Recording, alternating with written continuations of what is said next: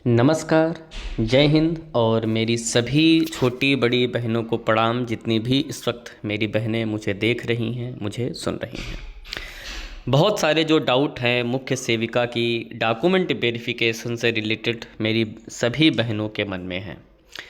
तो आज जितने भी डाउट हैं इन सभी के ऊपर मैं ये वीडियो बना रहा हूँ, जिसमें मैं डॉक्यूमेंट वेरिफिकेशन से रिलेटेड जितने भी डाउट हैं उस सारी समस्याओं का हल मैं आपको दूंगा।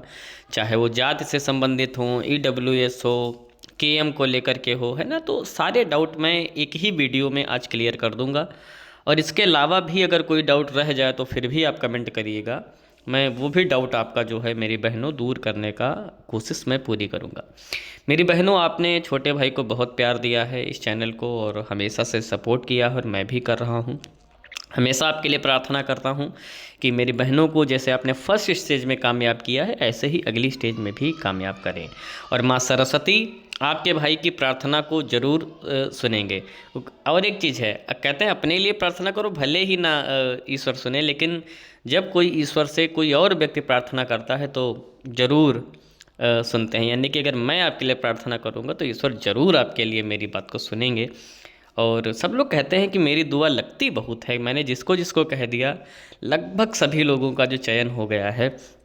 तो मैं आपके लिए भी माँ सरस्वती से प्रार्थना करता हूँ कि हे माँ सरस्वती, जितनी भी मेरी बहनें इस वक्त मेरी वीडियो को देख रही हैं, मेरी आवाज़ को सुन रही हैं, आप इन सभी का चयन करा दीजिए। जैसे पहले स्टेज में कराया है ऐसे ही फाइनल स्टेज में भी आप करा दीजिए। तो आपका ये शिष्य अपनी बहनों के लिए बहुत खुश हो जाएगा और मुझे लगेगा कि हाँ, मेरी प्रार्थना जो है माँ सरस्वती तक पहुँच गई है।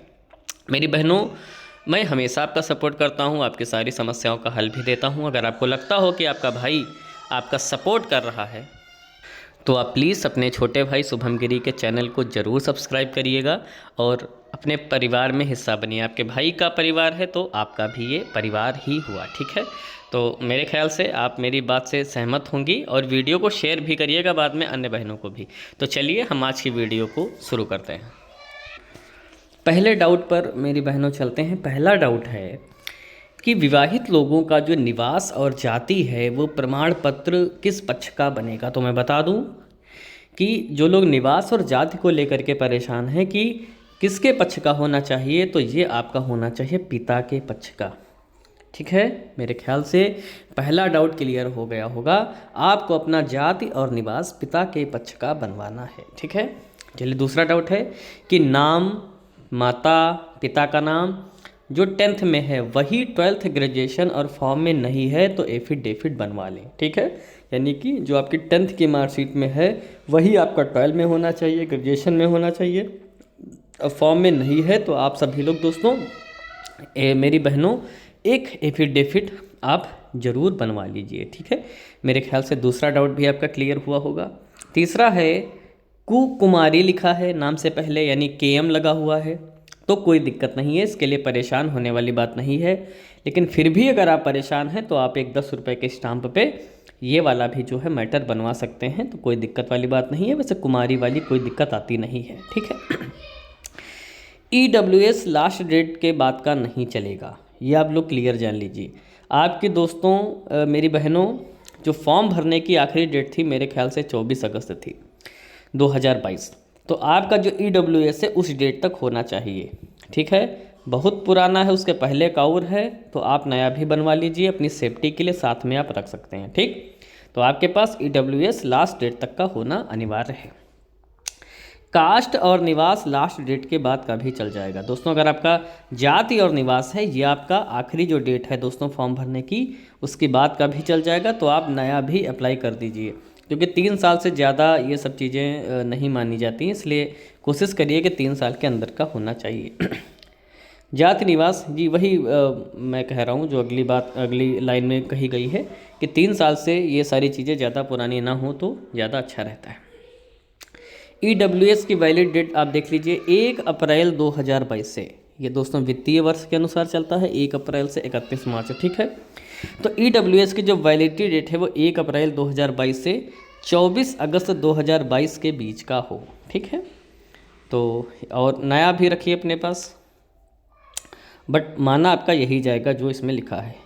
2 साल और 3 साल वाले बड़ा परेशान हैं, होम साइंस और सोशियोलॉजी वाले। तो मैं बता दूं, चाहे आपने 2 साल रखा हो, चाहे आप 3 साल रखे हों, होम साइंस सोशियोलॉजी दोनों के लिए कह रहा हूँ, कोई प्रॉब्लम वाली बात नहीं है, दोनों का मान्य है। इसलिए जिन लोगों ने 2 साल पढ़ा है और वो डाउट में है, परेशान ना हो, आपका 2 साल वाला भी मान्य रहेगा, ठीक है, कोई दिक्कत वाली बात नहीं है। एप्लीकेशन फॉर्म और बैंक डिटेल पेमेंट स्लिप, ये दोस्तों मैं बता दूं, ये डॉक्यूमेंट वेरिफिकेशन है। अभी यहाँ पर आपका एप्लीकेशन फॉर्म और जो बैंक डिटेल है उसकी कोई ज़रूरत नहीं पड़ेगी, ठीक। इसलिए ये डिटेल आपको ले जाने की ज़रूरत नहीं है। UPSSC में ये डिटेल डॉक्यूमेंट वेरिफिकेशन में नहीं मांगी जाती हैं, सब ज्वाइनिंग के टाइम पर लगेगी। जिसमें एप्लीकेशन फॉर्म वो भी आपका नहीं लगेगा, ठीक है, बैंक डिटेल तब लगेगी। और अंतिम बिंदु है कि मुख्य सेविका की जो DV है वो कब से स्टार्ट होगी।